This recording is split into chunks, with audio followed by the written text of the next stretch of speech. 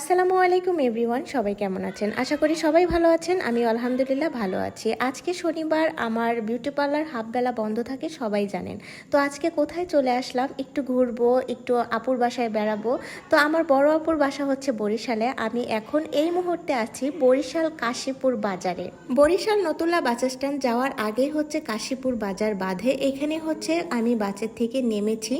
তো নামার সাথে সাথেই দেখলাম পশু পাখি বিক্রি করে একটা দোকান, দুইটা দোকান এখানে। আর অনেক রকমের পাখি, তারপরে খরগোশ, অনেক কিছু এখানে আছে। তো ভাবলাম আমার বড় আপুর জন্য এক জোড়া কবুতর নিয়ে যাই। ঘুরে ঘুরে দেখছিলাম আর আপনাদের সাথে শেয়ার করব, এই জন্য একটু ভিডিও করে নিচ্ছি। তো কোন কবুতর জোড়া নিচ্ছি সেটা দেখিয়ে দিচ্ছি। এই যে সাদা খুব সুন্দর দুইটা কবুতর, আমার বড় দুলাভাইয়ের খুবই পছন্দ এই কবুতর। দুলাভাই বাড়িতে নেই, সে ঢাকায় থাকে। তো কবুতর দুইটা দেখলে সে অনেক খুশি হয়ে যেত। যাই হোক, আমার কবুতর কেনা শেষ। বাড়িতে ভাগ্নিরা আছে, ওদের জন্য কিছু না নিয়ে গেলে হবে, এই জন্য ফল বিস্কিট এগুলো নিয়ে যাচ্ছি।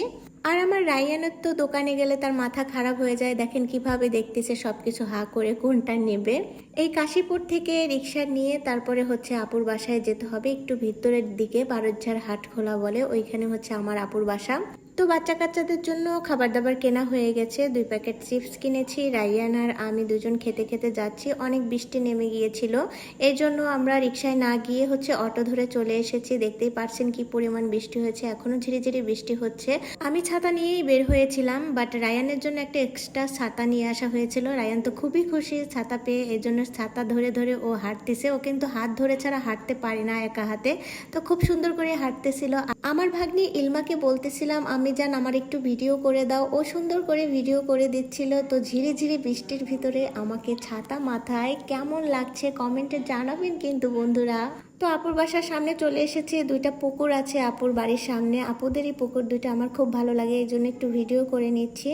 আপু আগিয়ে নিতে চলে এসেছে, বাট এত পরিমাণ কাদা বাসার সামনে, এই জন্য ভিডিও করতে পারছিলাম না, কিভাবে দেখাবো আপনাদেরকে। যাই হোক, এই যে বাসার সামনে চলে এসেছি, এইটুক ভিডিও নিতে পেরেছি। আমার পায়েটায় কাদা একদম জড়িয়ে গিয়েছে।